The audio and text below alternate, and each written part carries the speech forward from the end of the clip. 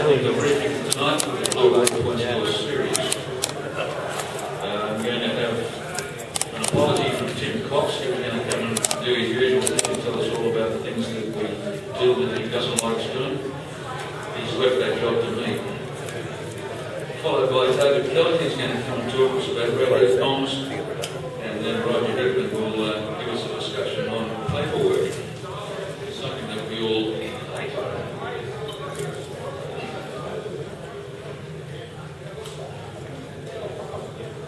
It's marvellous to have a Catholic audience for a change. At least we can fill the chairs. Tim wanted me to talk about personal safety. Crew knowing the boat, the safety equipment, where it is and how it works. Something that all of you have been through, and some of the faces I've seen here today, there's a lot of Hobarts and there's a lot of experience going to sea.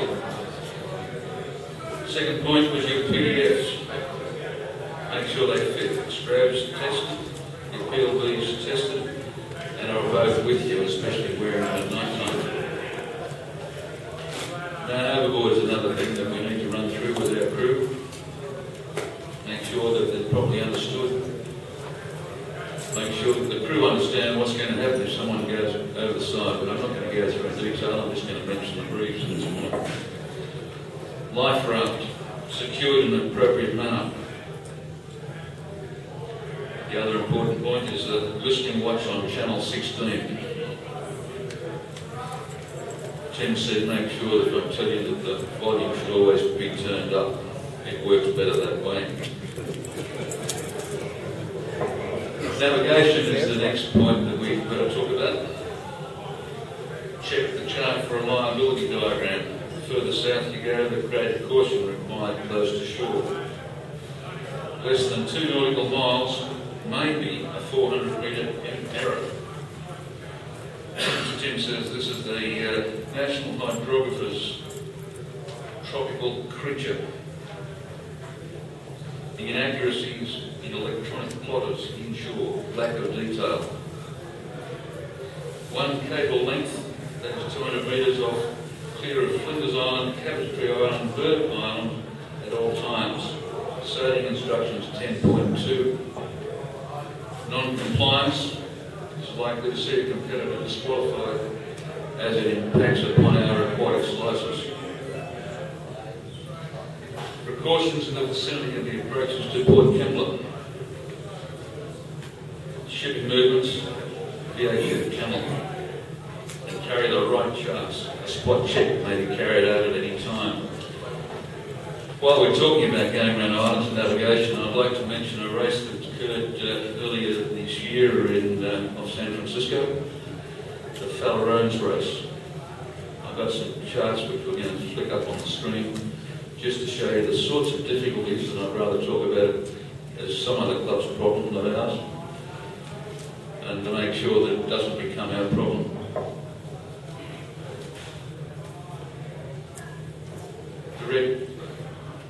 The red course is a yacht, which was a Sydney 38.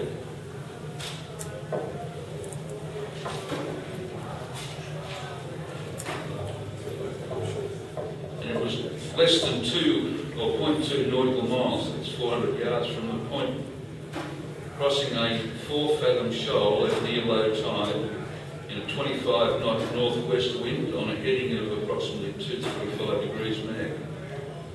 The morning forecast predicted winds, waves at 3 to 7 feet, northwest swell 12 to 15 feet at 30 seconds.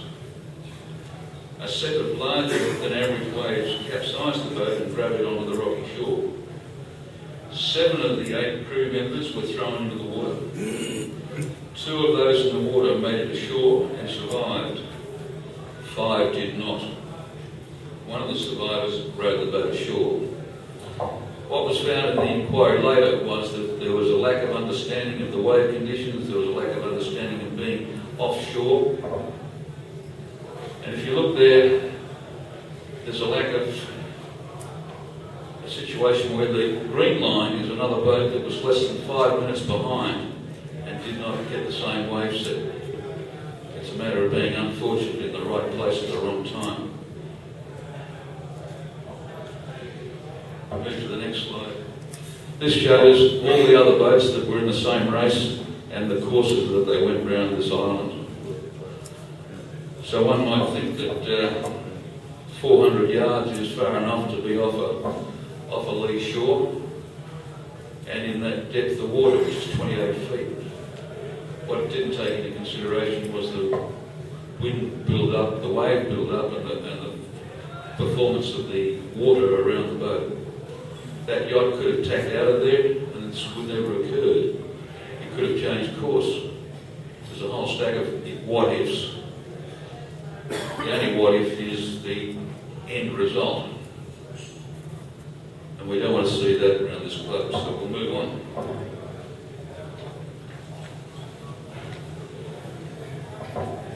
The next point Tim wants to run through is the sailing instructions, paragraph 4.1. Everything has to be up to date by midday today for next Saturday's race.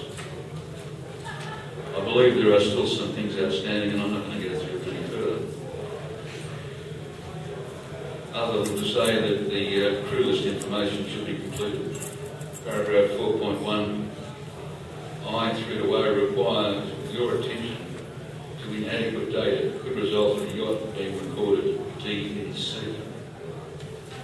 Call the finishing boat as you round Southhead to ensure your finishing time is recorded accurately. Retiring boatsmen, shed requirements until in port. Some information on the reason for retirement helps Tim when giving your boat contact person. Advise when safe at harbour. Radio skids will be briefed separately. Please note section or sailing instructions 7.13 for missed reports. You all have Justine's and Tim's phone numbers. If you miss a report, a call may mitigate the penalty. Do not call offshore. That's the end of Tim's message to you all. I'd like to now call upon David Keller to talk briefly on and a brief on radio comms. Thanks, David.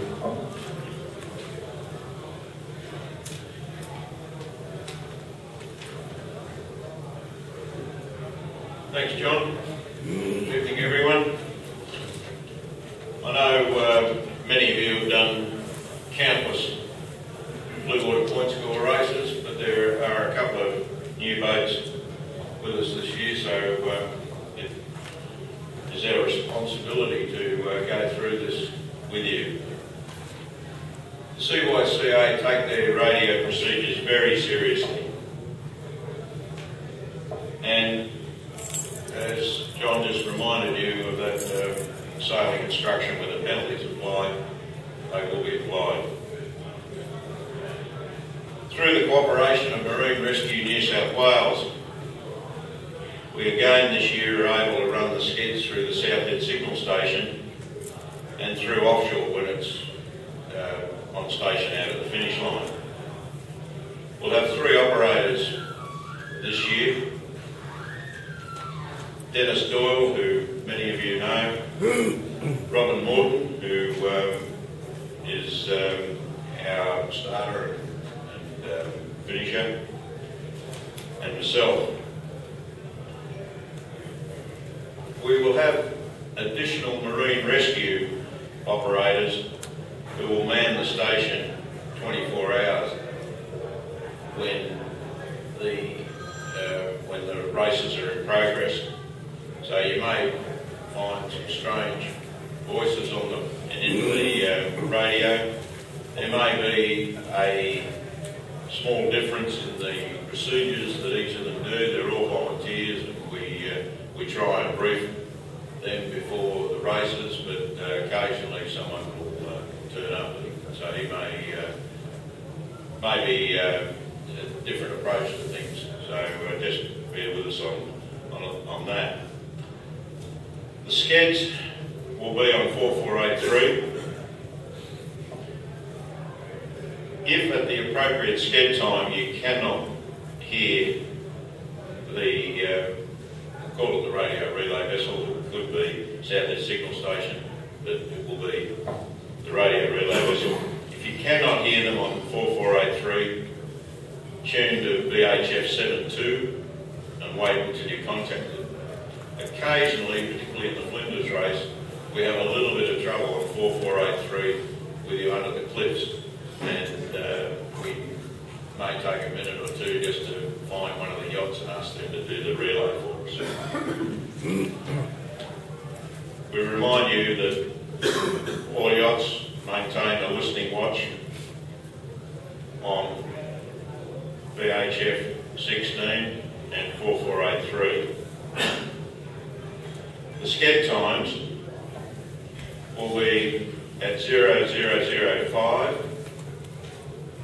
0805, which is a change from previous years where it's been 0705, and 1605, when all positions will be reported. As I said, if atmospherics are bad or the location of the yachts is we don't get a good signal, we will ask one of the boats that we get a good contact with to act as our relay for that particular sked.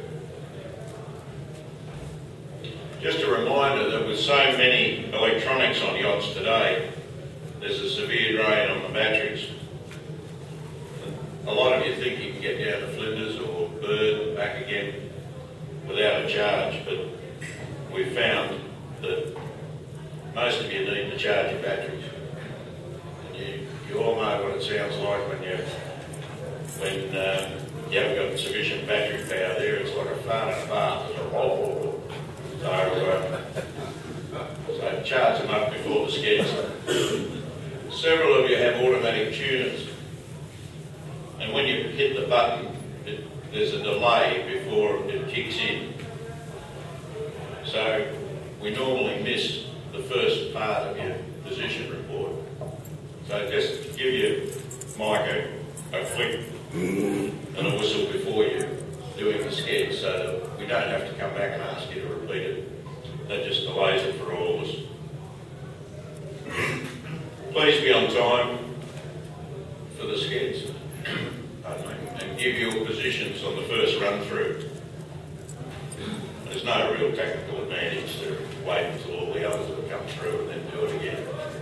If you're asleep, well, wake up. At the appointed time, the radio relay vessel will commence the sked, and we'll give you a 2-minute warning for the sked, just so that you can, if you're listening out, you can wake the navigator up, telling that you're on. At the time of the sked, we'll give you a call and give you any weather warnings, and then we'll go straight into the position reports. At the conclusion of the position reports, we'll then give you the latest weather that we have. Now, with those sked times, it may be that we don't get any fresh weather, and we'll just let you know that. But if you needed it repeated, just ask us to repeat it, and we do that. When reporting your position, we know you're in the south and east. We don't require the decimals. A simple 3645 15128 is all we need. We don't stand on too much ceremony during the running of the sked. We call the boat name, we get your position, we repeat it, and we move on to the next boat. When we have large races like the Rolex Sydney Hobart race, where you've got 90 to 100 boats, we really need to get the patter going and roll through it. And we hope that we can do that in these Blue Water Pointscore races. Just a reminder that there's a special condition going into Flinders Island where you need to monitor VHF 11 within 10 nautical miles of Port Kembla. And again, as John reminded you, when you're entering the harbour with your beam or horny light, contact offshore and advise an ETA. Question on that. We listen on the channel 11, that doesn't relieve us of our responsibility of listening on 16. Well, I think it must, Roger, practicality is you know, you've got, you know, if you do it in handheld or VHF, I guess you could have one on each, but, you know, we've got to be practical about it. If you've got a monitor 11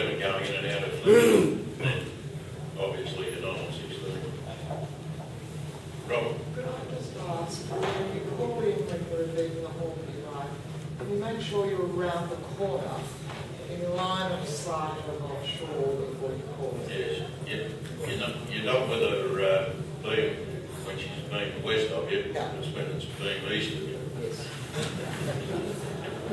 Thank you. Now, during these races leading up to the rolling Sydney Hobart race, we will be doing an analysis of your radio signals. And probably, if you've had a weak signal, expect a call from the sailing office the next week. Please take those seriously. We're there to try and help you so that by the time you get down to going south on Boxing Day, everything will be tickety-boo, we won't have any troubles. So please bear with us on that. So, that's all I've got to say. Anybody got any questions? Just on the charts, with the sailing instructors, it talks about charts for all the races, our chemistry, bird, fitness. I'm reading into where we have to take all those charts every race. So we go south this weekend, we've got to take the chemistry chart even though we go south. Is that right? I'm looking at Justine here. I'll go out and live and say it'll probably be the appropriate charts for the appropriate charts for the race. Correct?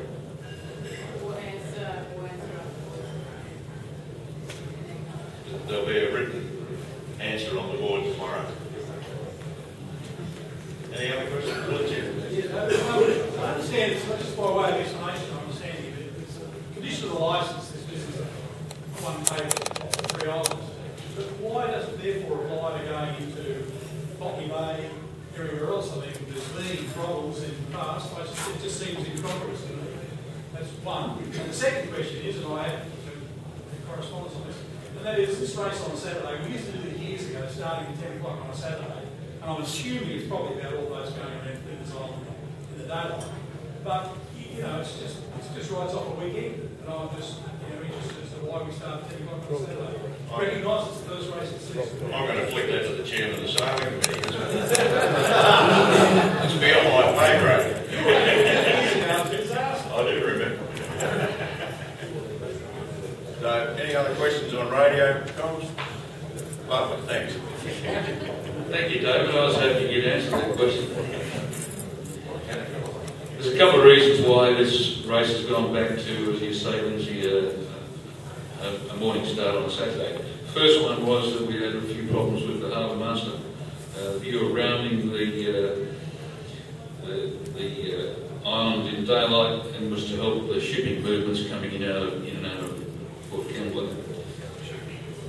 The other reason that we went to this situation was that there are a number of people that haven't done these races before, and we wanted to give them the view of the situation, starting a race like this during daylight hours while we move to the nighttime starts for the other races to head through. So it's moving slowly into a situation, not so much for you old hands, but for the new people that are there, and bring them gently into a sport that we love so well. At this stage, I think I'll call on Roger to come and talk to us about paperwork. Sorry, John, the other question was 1.1 around the entrance to Botany Bay and so forth. But every other piece of land goes places you safely. Well, your point is quite right. It can do, and that's one of the reasons why I showed the situation with the Fallow-Roans race, where they were, in fact, more than 0.1 off the island, but we're still in trouble. The reason that we've done this is to make the thing safer in our view, especially when you're rounding islands of the night time, and to maintain a situation where we don't have a repeat performance of what's occurred in previous years. I just it's that it was something that I did argue like in the work with Maritime about, saying there were reefs and all sorts of headlands that we also rounded. But that is, they agreed that it should be the same thing with those, but that's the condition they put on our aquatic licence. If we want to continue to do the races, we're stuck with it. So. Your turn, Richard. Thanks, John. I won't bore you with too much, but the paperwork's an interesting aspect of the racing that we do now, and there there's two parts that I'd like to talk about. Firstly, there's the parts that you do for the yacht club, and secondly, the parts that you do for yourself. Obviously, we've got Yachting Australia at the pointy end or the top end cone of our sport. They make the procedures, they make the policies and the things that we've got to do, and then those things get filtered down to the boats. In between that, the club is trying to run the event, and through different sets of circumstances, paperwork has grown or decreased depending on the need. We all know the Fastnet disaster. We all talk about the City of Hobart where we had issues. We needed helicopters in '98. We know about the Shockwave disaster. We know about the Rambler disaster and the Valens Race disaster. So yacht clubs really have to cover themselves for you and for Yachting Australia. The paperwork that you create for the yacht club is of absolute paramount importance, and none of it is rubbish. It's all very, very important. And unlike a lot of yacht clubs, I can personally guarantee, because I've been lucky enough to be involved with it, every piece of paperwork that you do is checked and vetted. The reason for this is if any piece is incorrect, the club and their aquatic licence and our ability to run these races is in jeopardy. Now, as Lindsay pointed out, the club may elect to change things from time to time. It might have been better doing this or doing that, but most of the things happen because some unfortunate set of circumstances have pushed us in that direction. We'd like to think that the Swannies playing Collingwood and the reason we're not starting Friday night, but that's certainly not the case. So please, with the paperwork, now there's some repeat offenders. Most of the boats nowadays have obviously the owner, skipper, navigator. They also have a clerical assistant, someone that can help with all this. The owners should pass on some of this onerous task, getting the boat ready, getting the life raft secured, VLBs, etc. There's so much to do that I think the owner of the boat or the skipper of the boat should try to delegate some of this. And then with computers and Excel spreadsheets, I'm sure a lot of you have got it automated. But Justine and her team, Steve, they do look at every piece of paperwork. And so please, if you get it in on time, it makes life easier for everybody. So that's that aspect. The other aspect is the stuff you do on your own. As I mentioned, Yachting Australia can have policies. What actually happens, and it's a bit of a cliche, but the rubber hits the road when you leave the dock. Now, all the procedures, all the policies that Yachting Australia create don't mean anything unless you, as skippers and crew, when you leave that dock, actually articulate them. You've got to make safety a happening thing. I was checking up, I believe it's a noun, but you've got to make it an adjective. Do it, you've got to practice it. And I found over the years, there is so much that we need to do, a lot of what John touched on. When we leave the dock, that you actually, this becomes too much. A man overboard drill, going through your crew watch list, your numbering off list, checking off your PLBs, etc., etc., etc. Puts quite a lot of onus on you. So what I've done, and I wouldn't lecture you for a minute, but I've taken a lot of that to do before we go. We send out the crew list, we send out the contact lists via email, we send out a whole bunch of instructions, we talk about the man overboard policy, we send out the watch list, we send out the scared times. So, sure, they're all stuck up on the boat when you get out there, but I found if you do it all this prior, when you get on the boat, I can say to Dave, your number, he says 7, who's number 6? He says Lindsay, who's number 5? Ed, bang. He knows who he's, things that you've got to do. If you go out trying to race on a Saturday morning or Friday night, and he hasn't had a chance because he's been at work to read this, well, you shouldn't come along. Because it's listed out, you've got to do these things. So you run a little test, and with the man overboard practice, if you're lucky enough to have a crew that's done every race, you may be able to talk it through and get a sign-off, in a sense, from each and every one of them. But if you've got new crew, well, you've got to do it again. What is a Category 2 race? Now, when you go out on your boat at the beginning of the race, you must say say to your crew, we are doing a Cat 2 race, does everyone understand what that is? You can't have a crew and say, oh, well, no, not really. What does that mean? You don't have time. So what I'm suggesting is get some policies and procedures in place for you so that when you get on the boat, you can quickly tick off a lot of boxes rather than being bogged down with stuff that you shouldn't have to go through over and over. Now, the other thing is, PLBs, they mentioned PLBs. A lot of yachts have the PLBs, which is fantastic. A lot of individuals have their own life jackets or PFDs, which is fantastic. But either way, the individual has to check it. The boat captain or the owner will make sure the ones that are on board are done and serviced. But if you've got your own, you've got to make sure it's serviced and you've got to make sure you know how to wear it.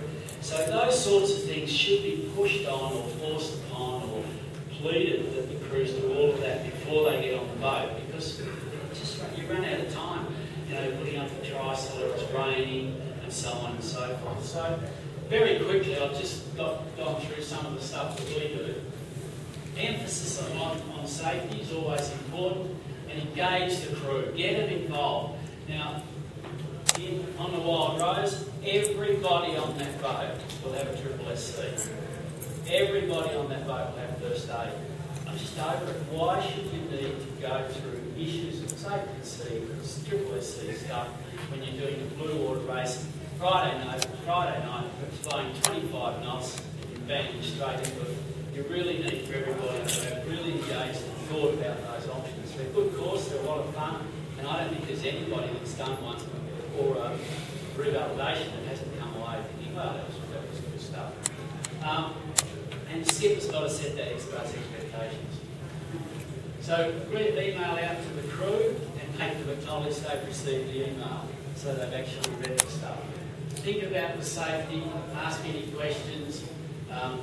With PLBs, if you don't turn up with your PLB and it's not on the boat already, you shouldn't really do the race. So what sort of situation would it be if the crew's forgotten his PLB? What are we going to do? You really should start the race. You really should leave that person behind.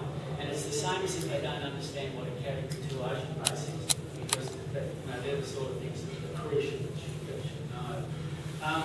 The next of kin. Do you make sure that all your crew actually have told their partners, their friends, who the contact points are? I won't have a show of hands, but it's really important. You can email that out to everybody when you decide who they are. The formal on-board briefings, PFDs, these are all pretty standard things, but these are the sort of things we go to. We actually stipulate now that you've got to wear your PLB. Since the Flinders Island race, we're wearing them at night. A lot of people are wearing them 24/7. Make sure that you let your people know that they've got to have it so that it's comfortable, so that they understand how it works.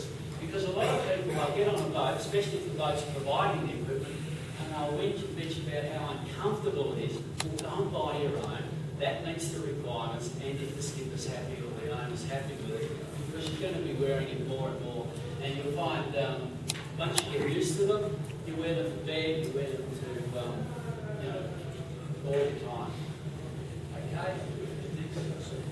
Other personal stuff, registering with AMSA, that's something that everybody should understand and be on top of.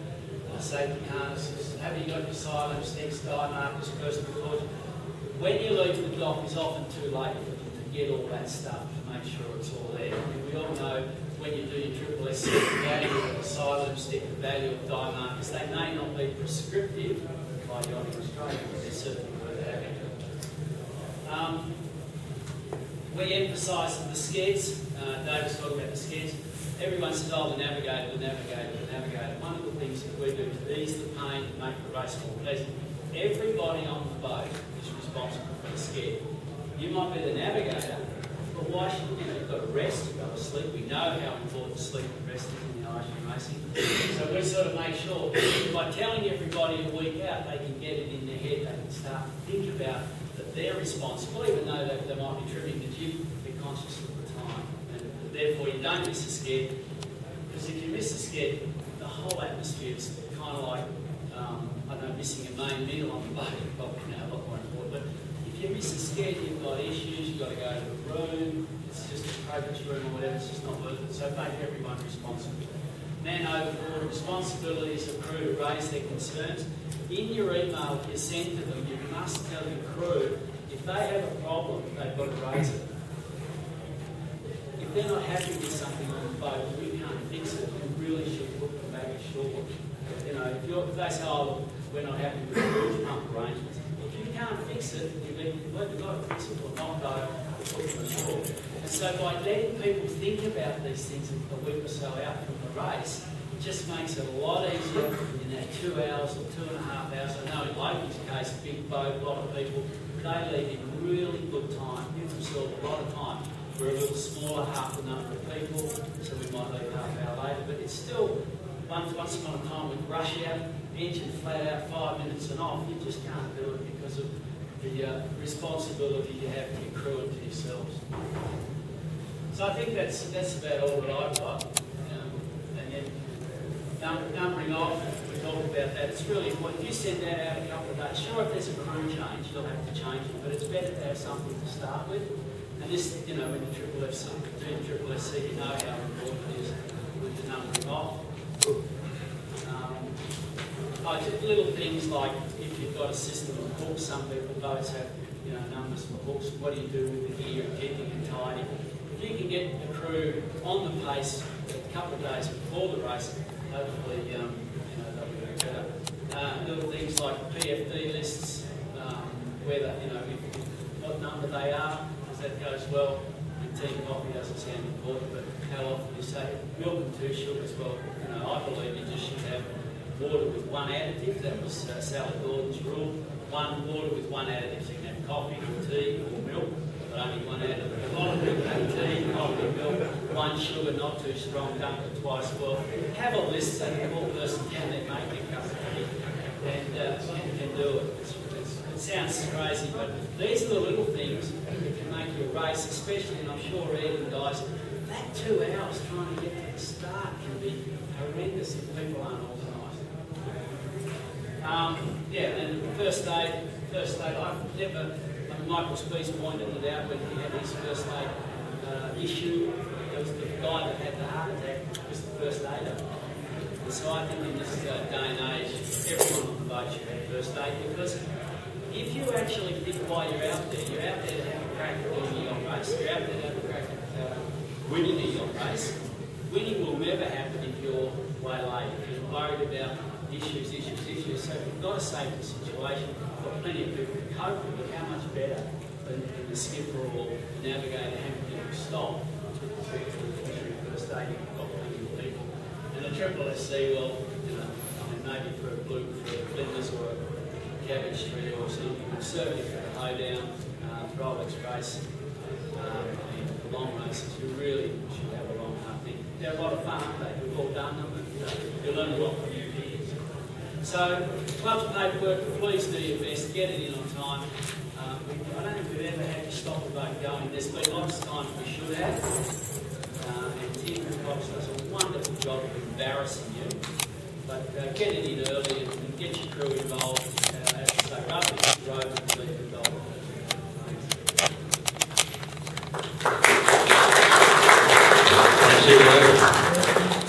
Great words there, and a lot of advice there that makes a lot of sense. Doing everything at the last minute is for the birds. A couple of things that I need to continue on with.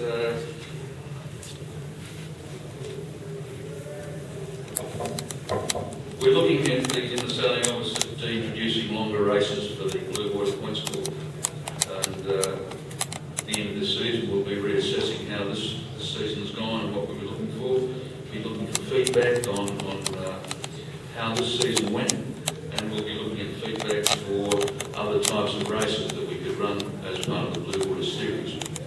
One example of that, and I'm pretty keen on, is the Montague Island race. It's a great training ground for Hobart. I know that I've spoken to a number of people, and they've all expressed a great deal of interest in reintroducing it.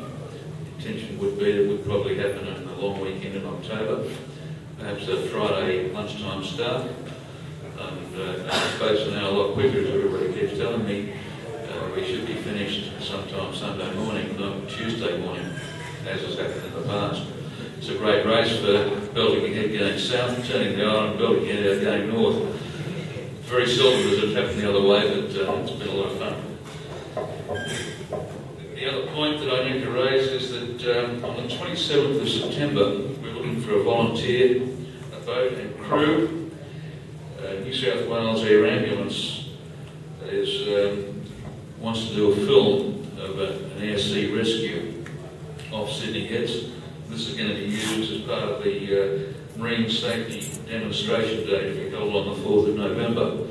So if anybody wants to volunteer their boat and their crew for a day, or say perhaps half a day, I'm not quite sure of the length of time, where the exercise will be going out to retrieve an injured person from the cockpit of a yacht into a helicopter, and there will be ambulance people around in the process of that exercise. So it would be an interesting exercise just to go through, and having it filmed will then be used as part of the daytime exercise that we're having on the 4th of November. Last but not least, Commodore Howard Pickett and the Associates Committee are extending an invitation to all members to attend an evening in support of the CYCA Safety of Life at Sea Trust. It's going to be a great night. We've got Victor Kovalenko, head coach of the Australian sailing team, to be the guest speaker.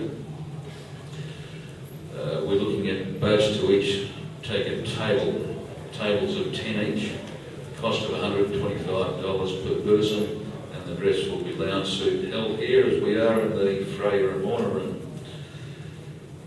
I was here for last year's dinner and it was a great night held by all, and I know that the board are going to take one table, perhaps two tables, to bring their wives along in some cases girlfriends. So please bear in mind the 18th of October and let us have a great night. And thank you all for coming. I don't think I have any further to say. Are there any questions or anybody have any worries or issues that have been raised on the points tonight? Yes. I just suggest that parliamentary report, you should actually provide a link to that for you. You know, the cause is one issue, the other issues are there where, you know, the PFD, the guys that get around from that You're quite right. PFDs figured quite greatly in it. Out of the 5 that died, 3 of them didn't have a life jacket on. One of them had a life jacket on, which was called a fanny bag. We call them a bum bag. We demonstrated this last week at the night here with the one that's available. It comes in a bum bag that attaches to your waist. To get into it, you've got to open up the bum bag, pull the thing out, stick it over your head, and then blow the bloody thing up. Imagine doing that after you just capsized on a boat. But it meets the Australian standards. It doesn't meet this CYCA standards, and we're not going to allow them to be used. But you're quite right. The other thing that came out of the Fellerons race was the documentation, the paperwork that Hicko's just been talking about. The paperwork that the Francis Yacht Club had carried out was very weak compared to what we do here. The radio operations, they didn't have proper radio skids, and when they did run the skid, most of the boats didn't participate in it. So it wasn't just a poor navigation exercise, it was an exercise in the paperwork not being put up. The administration of the club was held to ridicule, and we, after the 98, we have taken great steps to look after all those things, and to, we all complain about the admin that we've got to do, but it is important, and we have, as Hicko said, people vetting every document that gets submitted. Any further points? The other issue is that like today, in that same report, the lack of any coordination around search and rescue, the confusion around the Channel 6 lake, and who was coordinating what. At some point in the use of today, if it was a search and rescue situation, how he expects that to happen, what he wants the boat to do, and how people required to, who stays silent, who coordinates. We have an emergency management team. They're appointed for each race, each long race. It's it's a committee which meets here. If the race committee decides that there has been an incident, then they will be advised and they'll come in and start helping in the situation. If there's an immediate danger situation, if there's an incident of injury or death, immediately the police are notified and the police take control of that exercise, and they run any search and rescue that follows from that. Yes, David?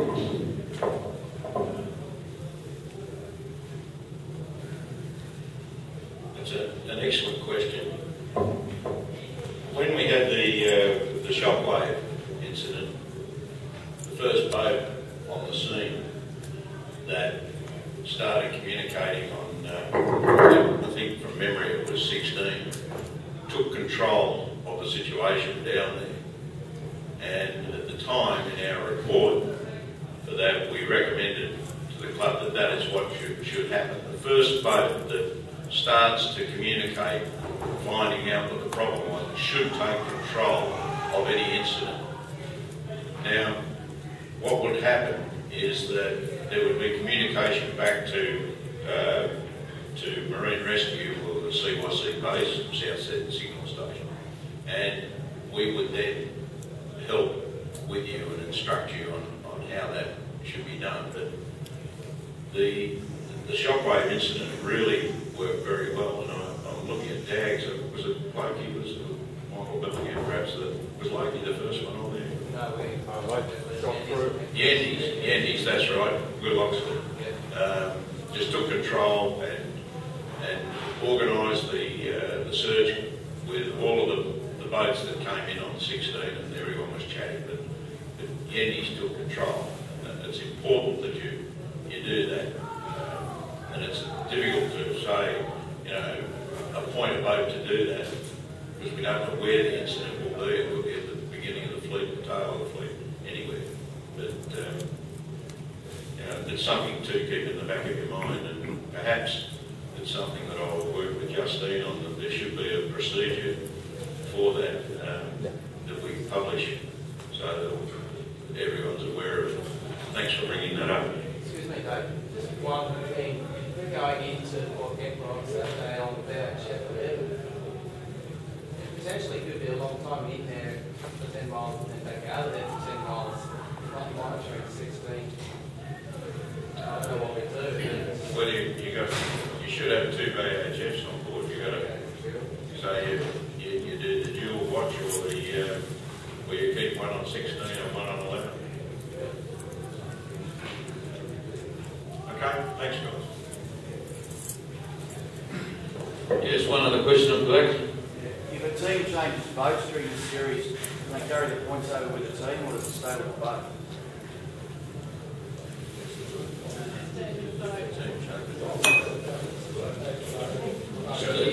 It stays with the boat. If it's the same owner. Same owner, different boats. You can't change boats. Thank you. If you want points, you don't change boats. I was just asked to ask. Anything further? On that note, we'll close the meeting, and thank you all very much.